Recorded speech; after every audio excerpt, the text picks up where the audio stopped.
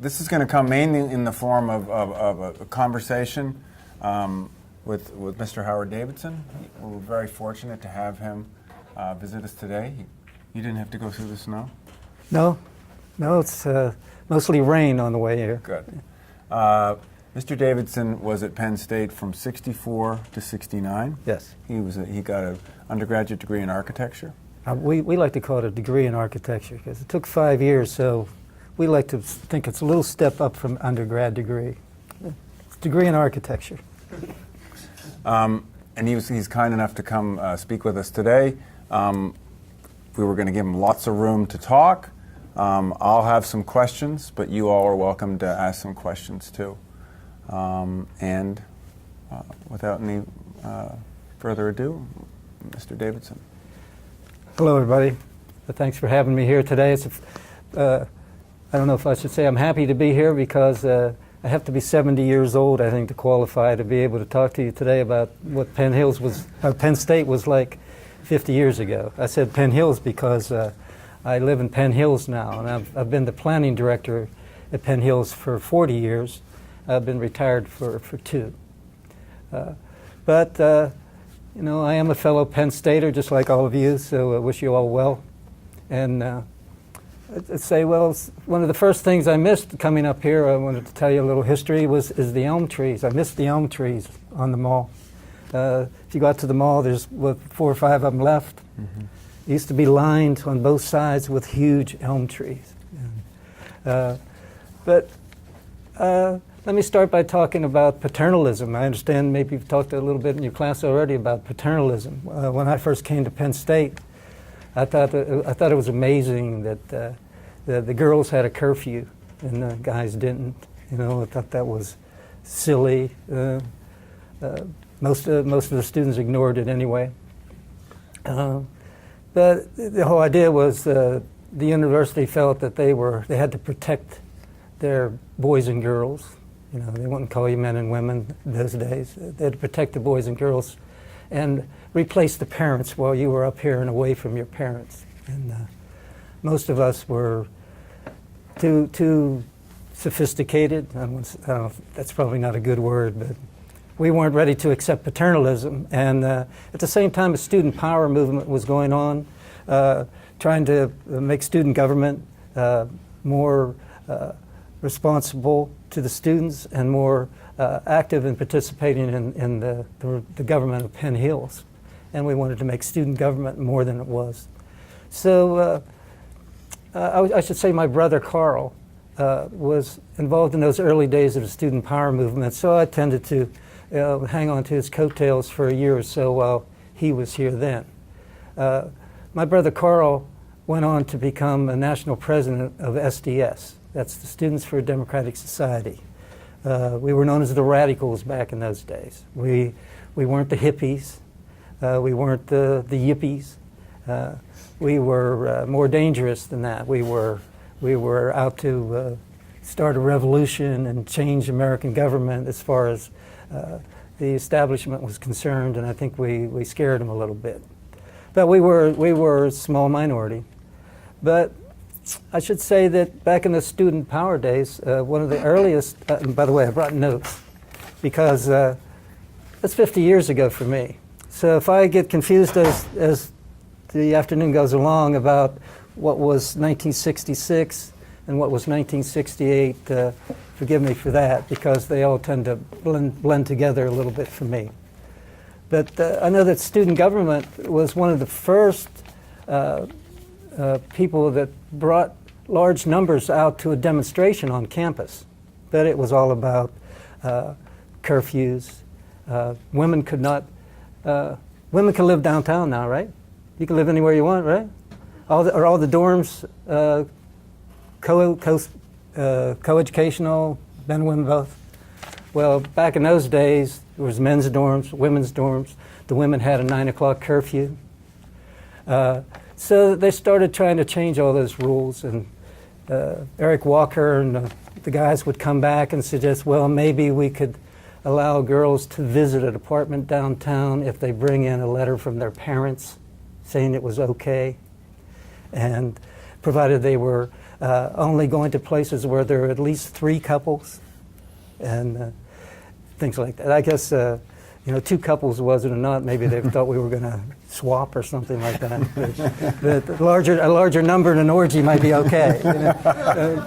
But those were the early days of student power. Well, SDSers were inclined to jump on issues like that and support student government and the other students who were more worried about dormitory hours, but at the same time talk about Vietnam and why we should be resisting the war in Vietnam, resisting the draft, and things of that sort.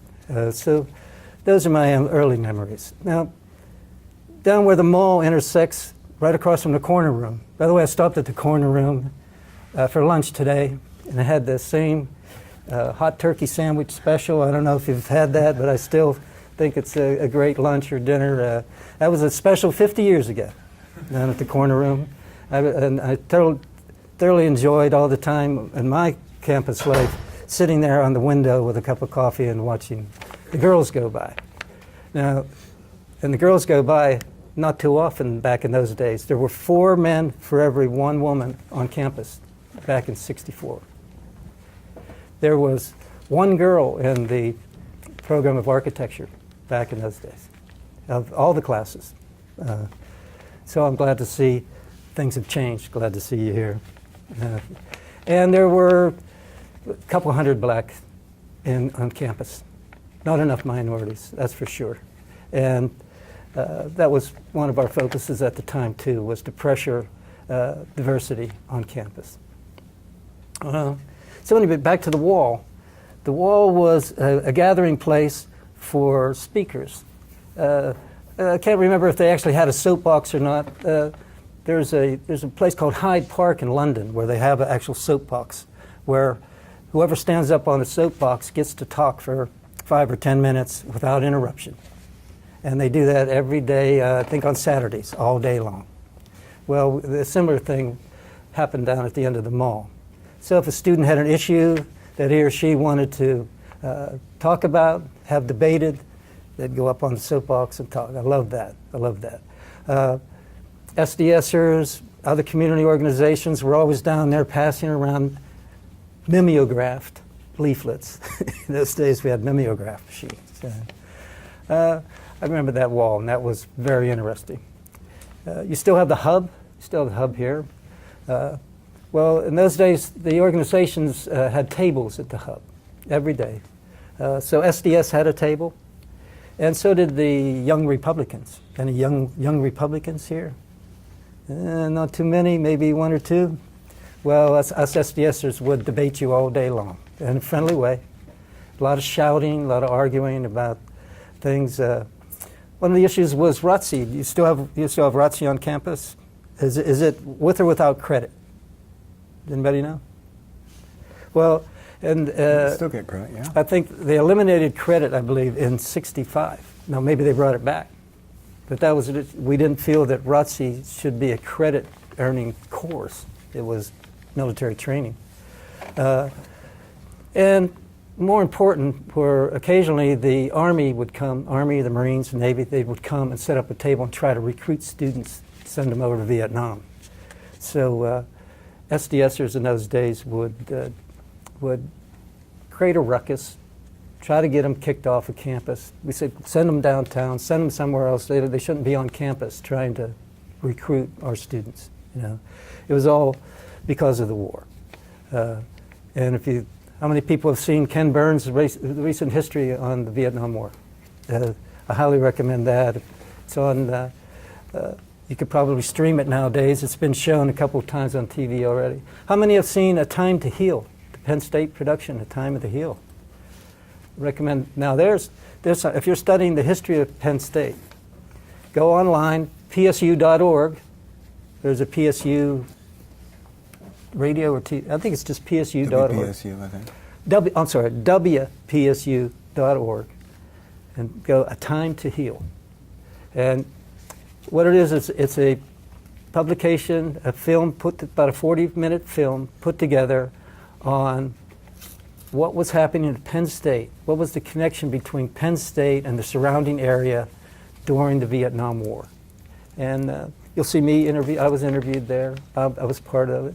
Actually, as a hobby, I'm an amateur songwriter. I wrote a song. My song's on there if you want to listen to my song. I wrote a song about the Napalm Girl. Anybody know the famous photograph of the girl coming out of the jungle naked after her village was napalmed? It's an AP award-winning photograph. Well, then an English professor from Vandergrift wrote a poem about that photograph. And I had an assignment as a songwriter to write a song about a poem. So I wrote a song about a poem about a photograph. So anyway, A Time to Heal. Check that out.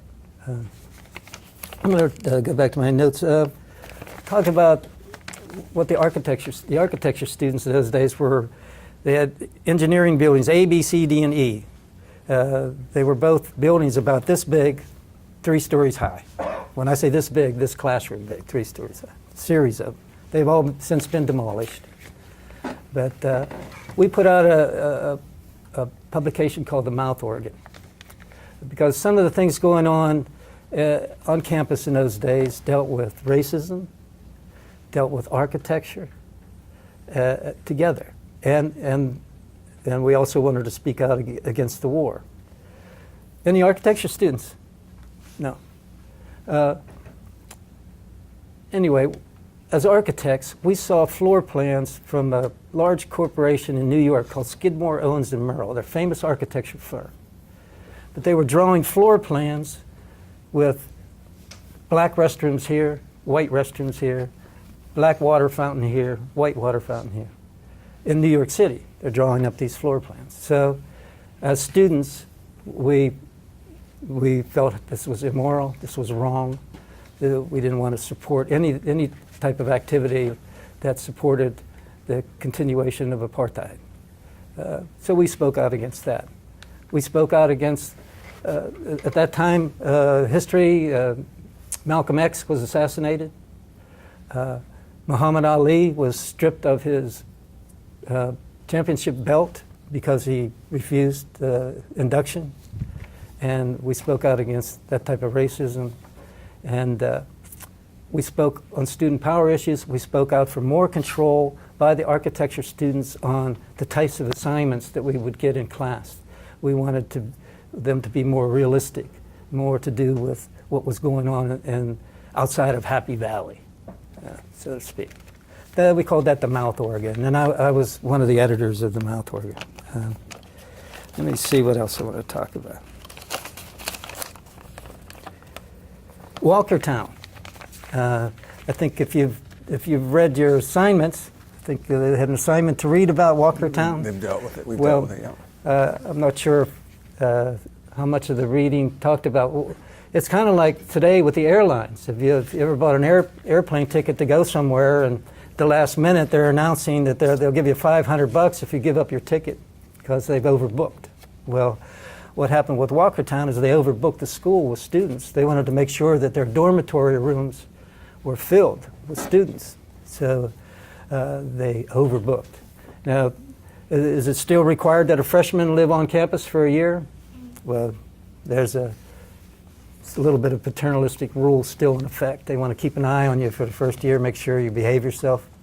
But there were 800 or so students that were homeless, so no place to go.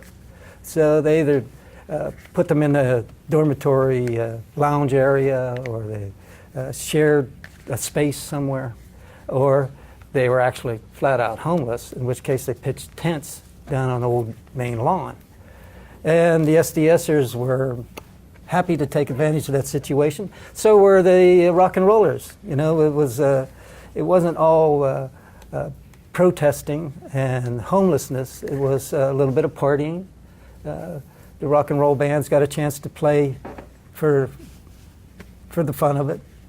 The SDSers passed out the leaflets, organized, and messages were sent to the administration to do something about this. And that went on for a while. And the administration finally got it together and found a spot for everybody. And I'm not sure the details of how it all got resolved, but Walkertown was named, of course, after Eric Walker. Eric Walker, in our opinion as SDSers, and for most, at least 50% and more of the students on campus in those days, was unresponsive to the students at Penn State. How many know the name of your current president at Penn State University? Well, you know, I don't know what he's like. I don't know his name, but I hope he's better than Eric Walker. Eric Walker was good by going to Harrisburg and lobbying for money for Penn State. And that's why I think he has a building. I noticed a building up there, the Eric Walker building. Most of us SDSers would say this guy doesn't deserve a building. But he was probably given that building because he was good at bringing money to Penn State. So he was good at that. But some people feel that some of the sit-ins, some of the violence that took place at the sit-ins at the Old Main, calling into the police, were primarily due to Eric Walker's failure to properly respond to student concerns. I myself think maybe it was just a sign of the times. You know, the progressive students were out for change. The established university administration was out to keep the status quo. But change was in the air. And I think if anything else back in those times, those activities at Penn State helped you today to be where you're at today. You have more diversity today, of course. We've gotten rid of a lot of the paternalism. The Vietnam War is past, but I think that students are certainly more free to go and be active where you want to be active politically without being afraid of being thrown out. In those days, if you were an SDSer and you were caught at a sit-in, you were the best you could hope for was academic or probation, and some people were thrown out. That dissension on campus was not unique in that period of time to Penn State. You all know 1970, 4 dead in Ohio. You all know the Neil Young song. Students actually died in the process. Columbia University, tremendous violence on campus. Berkeley was the birth of it all in around I'm going back now to maybe 1964. Berkeley, California, the free speech movement. Who were thought college students would have to come up with a notion of free speech, you know, free speech movement. Well, why don't I look at my notes, and while I'm looking at my notes, maybe ask them for some questions, or sure. You have some questions yourself, or Folks have any questions? let me talk a little bit about racism.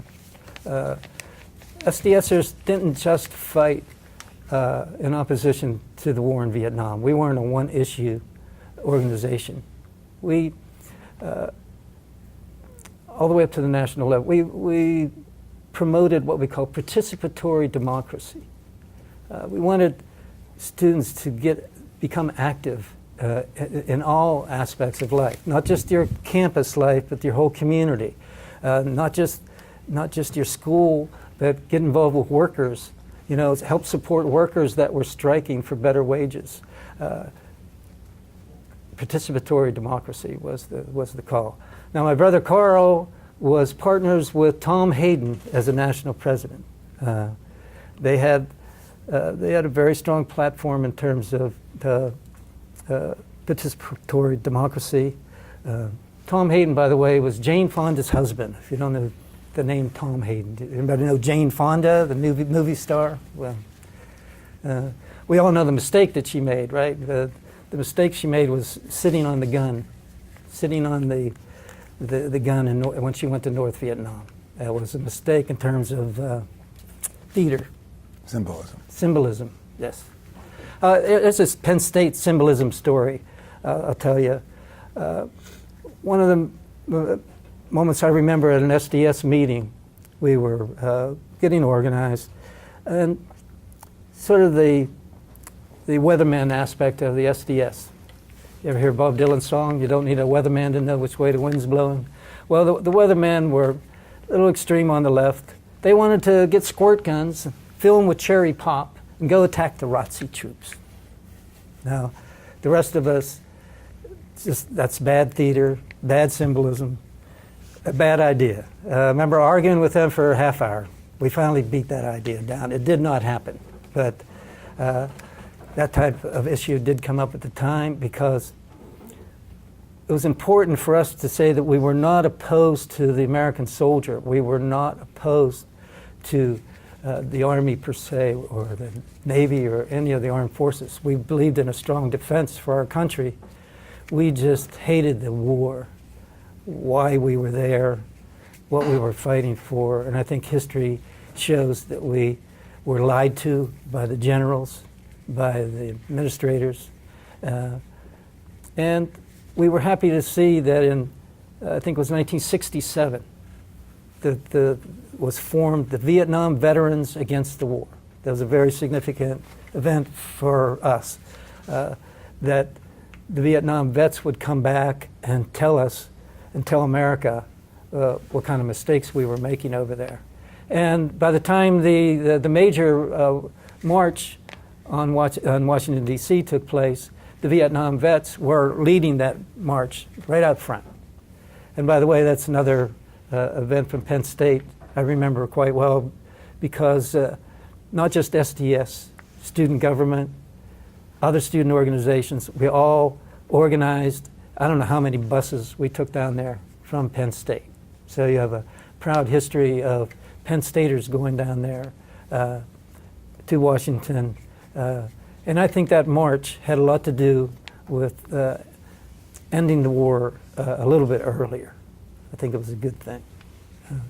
But we all, in those days, had to go home and talk with our parents over Thanksgiving dinner, have arguments. Our parents were more inclined to be pro-American flag. Oh, you can't question your president of the United States. He's the president after all. Can you imagine them saying that today? So we haven't necessarily come a long way in that regard. But then again, I'll go back and see if I have a note about it. I wonder if you talk a little bit more about your background. You mentioned your parents, you mentioned your brother. Where did your earlier life that got you and Carl to gravitate towards student radicalism, where did that come from? Well, I think it just came from, I grew up in a steel town. J&L Steel was in Aliquippa, PA. And I grew up right outside a place called Hopewell, Tony Dorsett territory, Mike Ditka territory. Strong labor union town. My dad owned a gas station. He was a mechanic. He was a very good mechanic. Nowadays, you can take your car in and you plug it into a computer, it tells you what's wrong. My dad would say, lift the hood. He'd pull the car in the garage and he'd tell whoever it was, lift the hood. And he knew what was wrong by listening to the engine. I admired him for that. But when J&L went on strike, our family went on strike. My dad would give people gasoline on the books, so to speak. They'd pay you later. So I always knew by what I was eating at the dinner table whether J&L was on strike or not. And one of my jobs was to sweep the black soot off of the porch from the pollution that was in the air. This light, dusty kind of black soot would fall on the porch every day. So I grew up in a town that supported the working class. And I think that gave me that kind of background. Particularly, I know it did for my older brother for sure.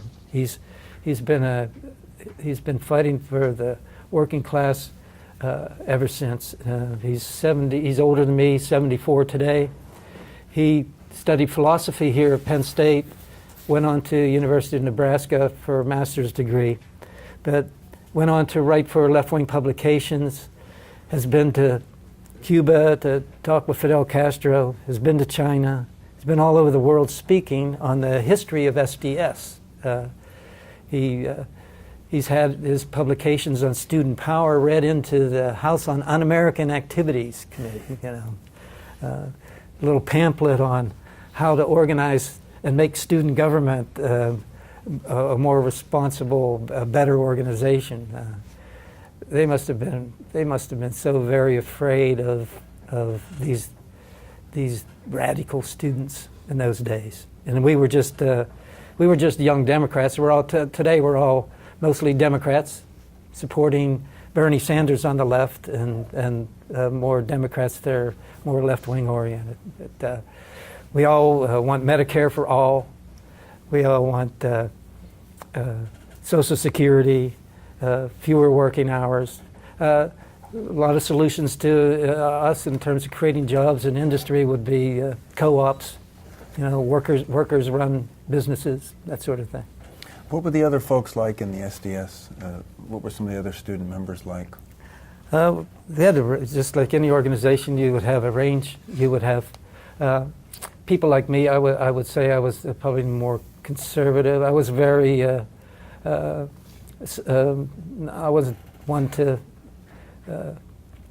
be out front. I was more of just a belonger. But yet I wanted my body to be out there in the crowd and on the line. We had a president at that time who, Rich was his first name, I can't even remember his last name. Shame on me. But he would raise his fist like this and start talking to you, and 10 minutes later he would stand up and say, "Follow me," and everybody in the room would get up and follow him.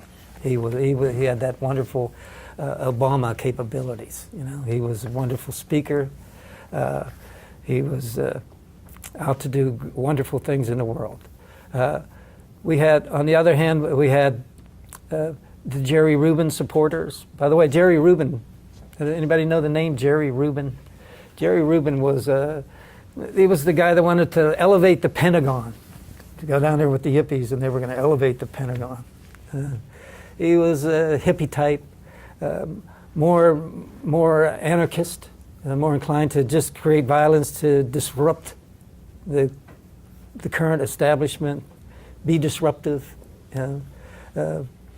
Anything you can do to shake up the room, you'd have him on the other side, and you had other people in between. You might have one person that belonged to student government, but also inclined to agree with SDS and want to be part of SDS, but also wanted to be a part of the established student, and perhaps run for office someday as any politician would try to run for office. And I don't know. That sort of, sure, I have a John. question, if I may. Sure, John. So going back to your family, so what did your parents and your extended family in Alapuca, what did they think about you and your brother being a part of SDS? My father was very much ashamed of my brother, because the Beaver County Times wrote up when my brother became national president of SDS. Beaver County Times labeled him as a communist. My brother certainly agreed a lot with Marxist-Leninist philosophy, but he had his own. He was also a Buddhist, and just because he did go to Cuba, met Fidel Castro, but my brother Carl was not recommending trying to spread communism in the United States. But the Beaver County Times labeled him as a communist. And my father was a veteran in the Navy, very much ashamed. Now, the only thing I'm happy about is, say, took about 30 years. About 30 years later, he mellowed. My father mellowed. And my brother became a little, my brother actually moved back to right outside of Hopewell Township after he retired. And he became closer to my father, and my father accepted him and was no longer ashamed of him, that's for sure. Yeah. Your mother? And my mother was like all of you.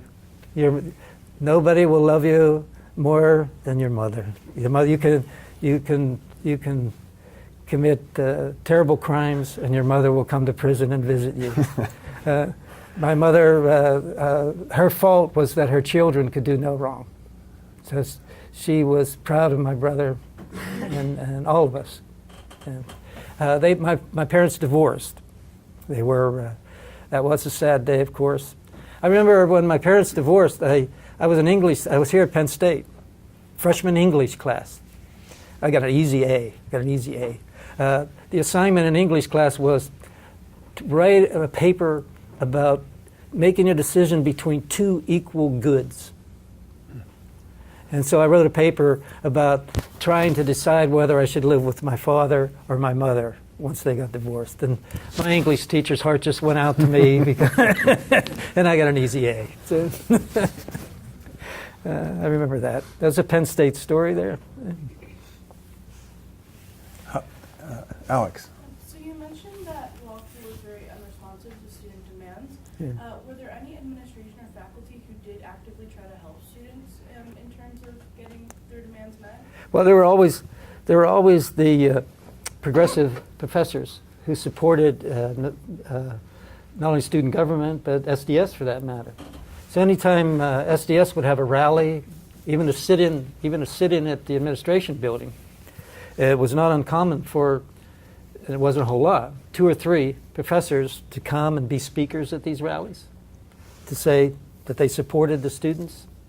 And we always wished that those professors were more respected by Walker and the other administrators.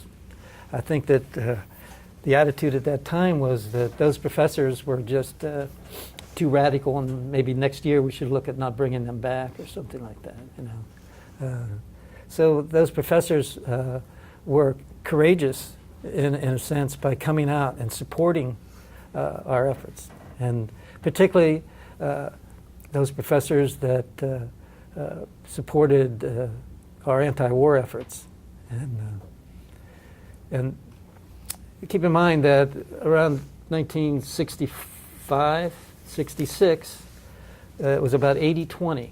80% of the people in this country supporting the war in Vietnam, 20 opposed. 1965, maybe 30-70. 1966, 40-60. By the time you get to 1968 or so, it was 50-50. And 1970, it had reversed. Yet finally, a majority of the people then opposed the war in Vietnam. So those professors that came out in support of us in the early days were courageous. They stood to lose their jobs. What was the general student population like? How receptive were they? How did they treat the efforts on the part of SDS? I guess it depends also on the time period, but if you could make a few comments about the general reception you got from the typical Penn State student. Okay, I think that most Penn State students labeled us as better than average students, that we were more likely to have good grades, more likely to be current on current affairs, know what's going on in the world, and caring about it. There was a very strong minority, however, of I want to say right-wing students who thought we ought to be kicked off campus. You know, the whole idea of walking into Old Main with a demonstration, that they would have supported expelling all of us. And you could say that about the United States today. You know, we're a divided country today on so many issues. I would say that we were a minority. It was not until 1968, until where all the other campus organizations, from fraternities to student government, like I said, they all got together, got buses to go down to Washington, D.C. We had tremendous numbers in those days. But prior to that, there was a strong anti-SDS contingent on the campus. We were not well liked in that regard, but we had support as well. Were you subject to any harassment? Now, the harassment would be vocal, you know. The people on the fringe of a demonstration would say, if you don't like it, get out, leave Penn State, go somewhere else, that sort of thing. But we didn't have, nobody was burning the flag. You know, there's another bad symbolism, bad theater. SDSers would not support burning the flag. A Jerry Rubin might. A yippie would want to make a nice shirt out of the flag, you know, something like that. But SDSers knew that that was not the type of tactic, and we really would want to debate more than anything, because the guy that said get out of town, we'd want to talk to him. We would want to sit down and try to change his mind. We would try to use logic, analyze the facts, persuasion. We didn't want him or her to be our enemy. I wonder if you could talk a little, you mentioned this earlier, I wonder if you could talk a little bit more about your relationship with black student organizations. I would say right off the bat it's very poor. First of all, because there wasn't that many black students to relate to. They just were such small numbers. And you can't blame them for not trusting the white community in State College. They are here in State College. They're not in Philadelphia. They're not in Pittsburgh. They're here in Happy Valley. So they tend to have their own fraternity. They tend to have parties at their own fraternity, stick together. SDSers, of course, would reach out, and occasionally they would support their efforts. And they became more stronger and more vocal at around 1968. And I think 1969 they became the Black Student Union. That's correct. Right? Yes. Is there still a Black Student Union? Does anybody know? Yeah, Does it still have the name, Alex? Black Student the Union? Black Caucus. Black Caucus. How many black students are on campus today? That's a good question. It's like 4.1%. Well, it's still not enough. Yeah. Now, Eric Walker would have said, well, you know, we teach agriculture here in State College, and you know, they don't want to study agriculture, or we only got X number of applications, you know. And they weren't, affirmative action wasn't the issue. It was we sit back here, we'll accept an application. The issue was lowering the standards. Should we lower the standards to allow minorities in? SDS's position would be, look, go ahead, lower the standards. But don't lower the standards for graduation, because all you have to do is give them a shot, give them a chance. Same with women, you know. Women don't want to be engineers. You know, you're not studying engineering, I hope. You hope it's liberal arts, you know. How many women did you have in SDS? We were pretty good in that regard. Considering, I just have a visual image. You said it was 4-to-1. 4-to-1. I think we did better than that in So terms of SDS. you were populated. I think we were. The women membership of SDS was proportionally greater than the 4-to-1. I'm guessing. Mm-hmm. I'm guessing. It's 50 years. I'd say yes, with a better proportion there. But again, the issue was, the political issue was, should we lower admission standards? And probably still is an issue in a lot of places. Or should we be colorblind? Should we just stop filling out race when we submit an application for college? Right? Yeah, I think you mentioned like rock bands, because like we did like a library assignment, and Walker mentioned like how like there are like distractions and everything. So like, can you explain like what the SDS like would have like thought about that? Because I didn't hear the first part. because like I think Walker thought like the rock bands were like distractions. Oh, rock bands. Rock bands. I missed that part. Ryan found, I had them do a library assignment where they found documents in the Walker papers, and Ryan found this wonderful document where Walker sought legal advice how to deal with rock bands that were in, I guess, the in the common space near Old Main. And Ryan and Walker kept a memo in which the lawyer gave advice how to deal with rock band. Why don't you share with us all? Remember what the essence of what Walker says? What the legal advice says? I think he's like, like. It was not favorable. It was, no. It said that the university has full authority to push out rock bands, that they don't have a constitutional right to play music in the common space. So much for the growth of this free speech movement. You mentioned music. I think Ryan asked a good question about music. Did you? Well, one of the things how I much do was in my music a part of what you guys did? Well, let me say, first of all, one of the things I do more in my retirement is play music. I play the bass, the mandolin, the guitar. I host a coffee house back in Penn Hills. The power of music is amazing. And we owned the music in those days. Eric Walker didn't, but we owned it. We owned it. And if you want to study the music of that era, you won't regret it, because the music is wonderful.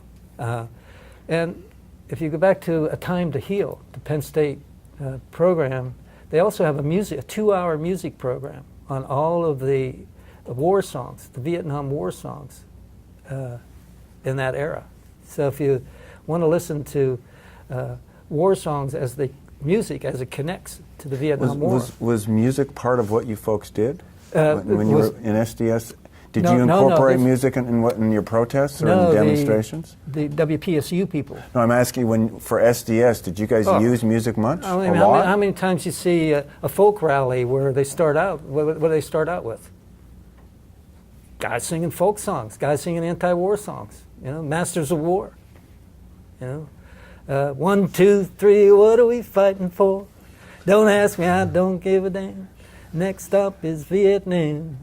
And it's 5, 6, 7, open up the pearly gates. We all, you know the song.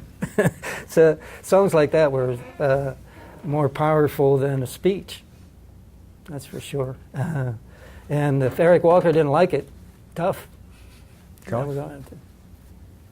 When I looked at the primary sources, we were talking about how students smashed all the windows in Walker's house, and there were other examples of violence that the students perpetrated. So do you think that kind of violence was necessary to get your point across, or do you think that was an unnecessary step by the students? I think it was not only unnecessary, but I think it was harmful. Yeah, those are the types of things that, let's say, the weathermen would do, and they were harmful to the movement in general. There still are those type of tactics today. Same thing. We wish that it would not happen. The only thing that we would have supported would have been burning the draft card. If you want a theater or symbolism, not breaking a window doesn't. It's just, it sends the wrong message. You're gonna make somebody angry that you don't need to make angry. What's just a window anyway? So go ahead and burn a draft card instead if you want to do some theater. Alex? So I was just curious what you thought about this scenario, but one of the bigger conflicts on campus has been whether or not Barron, who's the president now, should let certain speakers who have been labeled as racist or white nationalists come speak on campus. And in the instances where questionable speakers did come on campus, there were like a good group of protests. So there's the question of whether or not they should have the right to come speak here openly, or whether or not the president should be able to block hate speech. Like, what would you guys think about that in your context? It's a good question. I think that SDSers would probably argue about it for a couple hours. Some of them would say, let them come, but don't bring any extra security on campus. Whatever happens, happens. That is interesting. Yeah. I always ran for security. Yeah, and who pays for the security? Us. All the taxpayers. Some might look for a compromise and say, okay, let them come, but they have to post a bond for extra security, or they have to pay extra fees for extra security, things along those lines. Were you around when Westmoreland? Didn't he visit for the Penn State Army game? Yeah. You were Yeah, there. I weren't was you? here, but were you part of the I demonstration? wasn't. No, I think I had to work. I had a job. My pool hall isn't here anymore. I worked in the Golden 8 Ball pool hall. It was right in the heart of downtown. It's now a parking garage. It was a wonderful pool hall. Had chandeliers over the table, carpet on the floor. Guys would bring their dates. It was and I missed most of the football games, home games, for that reason, because my boss had season tickets, and so I had to work while cover the for football him. games were going on. You gonna say something, Justin? I was just gonna ask, like, do you think them like doing stuff like breaking the windows and stuff like that? Do you think that affected how you came across, like the SDSers? Like, do you think they paid less attention to you because of other people doing violent things? Well, I think they continued to be involved. They would, in general terms, they would continue to be involved in SDS activities, and we would continue to say, "That's poor tactics. Don't do that." We would not be friends or something like that.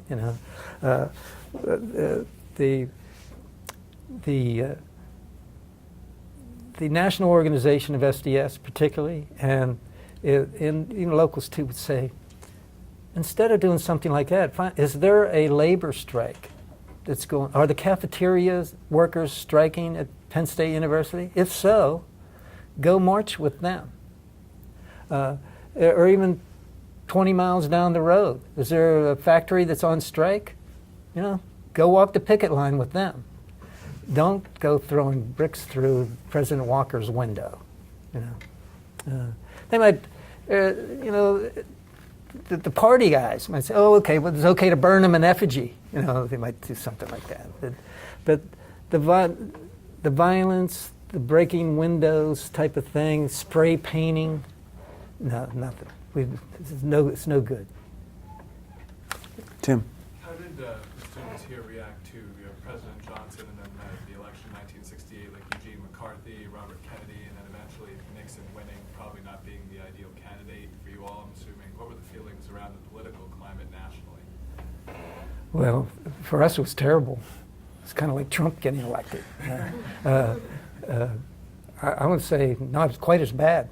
I think it felt worse Trump getting elected. But it didn't surprise us. We were so much, the established Washington politicians were lying so much and not telling the truth to the American people so much.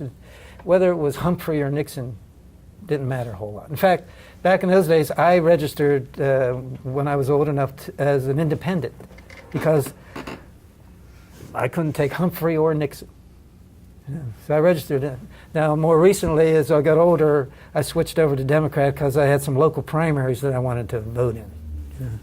But Johnson, if you watch the Ken Burns special on the Vietnam War. And one of the things they have in that special, I don't know how they got them, but they got all these tapes, behind-the-scenes tapes of Johnson talking to his aides on the war and how we cannot win the war. What are we going to do? But yet he still escalated it. He always kept escalating. He took us, to 500,000 troops in Vietnam, 50,000 dead. It was the longest war. You might hear some people say that Afghanistan is the longest war in American history. Well, if you count when the United States sent troops over to help France, that's the beginning. You could say that Vietnam was the longest. And if Afghanistan continues, it's going to catch up and pass up. But it's terrible. And Johnson was primary to blame, in my opinion. Not the soldiers. That was the point. We're not anti-vet. We're not anti-soldier. The Vietnam vets against the war, I could be wrong on the details, put up a reward for anybody that would come forward with proof and facts that somebody spat on them as a soldier when they came back to the United States. Because you'd hear the story, the SDSers and the protesters, they're spitting on the soldiers when they come back. That was right-wing propaganda. We were constantly trying to emphasize how the soldier, there are brothers, our sisters, our family, our friends back home. Johnson was the problem, not the soldier. Any other questions? I wonder if you could just briefly, we've talked a lot about the SDS and the politics. If you kind of reflect back of your overall experience in Penn State, what are your thoughts?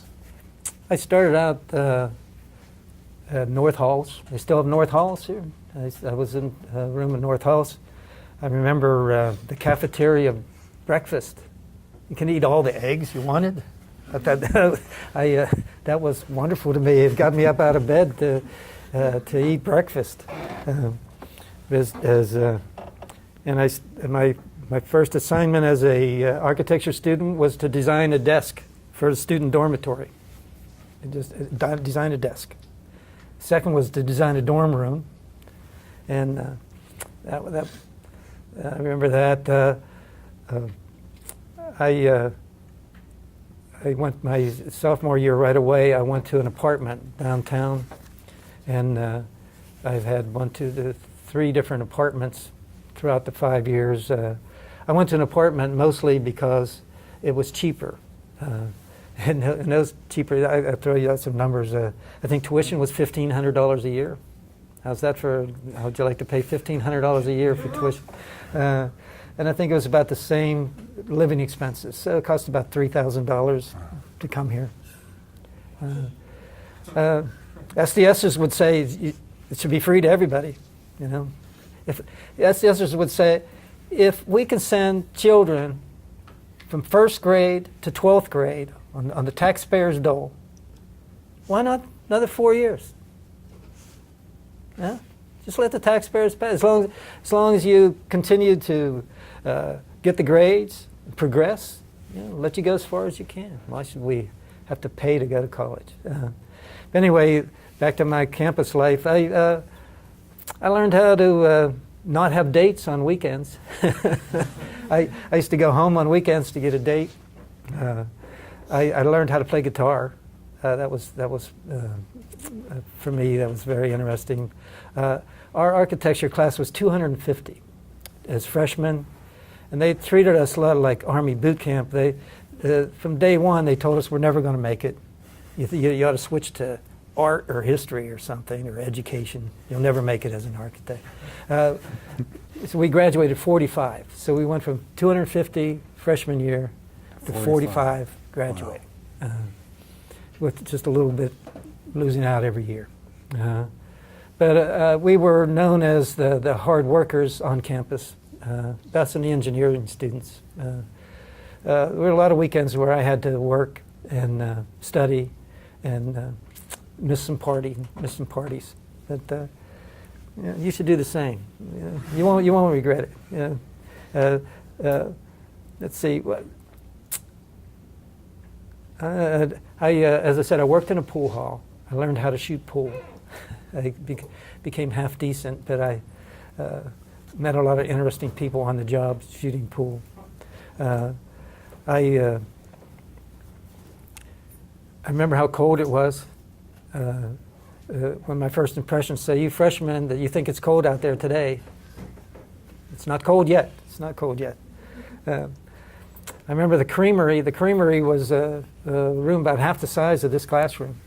We were just, if you wanted ice cream, you went over and got that. But it's grown into as the capitalists would say, it's certainly grown and expanded.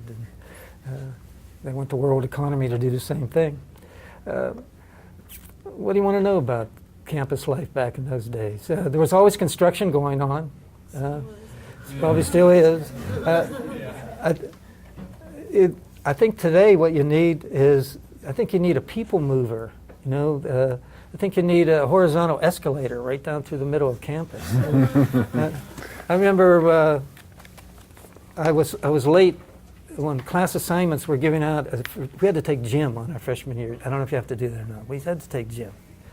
So it was a Saturday morning. You had to show up and pick the activity you wanted. And I was late. So they gave me ice skating. So I had to walk all the way out to the ice skating rink in the wintertime to ice skate. But, I learned to love ice skating now. I like that. Yeah. I think that I learned a little bit about architecture. I had good professors. I had, as I said, my father was a mechanic. I'll tell you a story. My father was a mechanic, and I worked for him for 50 cents an hour. Slave wages. It's okay to go on slave wages if it's your child, you know. But and he was a tough teacher. But one of our assignments came around in architecture, design a gas station. And I said, oh man, this is back to my English paper. I had an easy A. It was the worst grade I got. I got a D. I got a D on my design for a gas station. And by the way, I had consulted my dad. I knew more about gas stations than my professor. So with that grade, I learned a whole lot. I learned that this guy doesn't know all there is about the history of Penn State. You know, your professors sometimes just don't know what you know. So don't be afraid to question them, and especially when things become subjective. You know, if you write a good paper, you know it's good, you got a poor grade on it, don't think that it's necessarily a bad paper. Could be the person read it the wrong way or something. Yeah. Because I had a good design for a gas station. Yeah. Well, thank you. Sorry. I just want to say, from that on, I actually became interested more so in how the gas station sat on the property, and then how the property fit into the neighborhood, and then how the neighborhood fit into the community. So I went from architecture to urban renewal to be the planning director. So I became a city planner more than an architect. And I worked for 40 years as a planning director for a fairly large municipality. So if you want to have another class on local government, I think I'm probably more of an expert on local government than I am on the history of Penn State. You know. Thank you very much, Howard. Really appreciate it. Okay. Thank you. Thank you.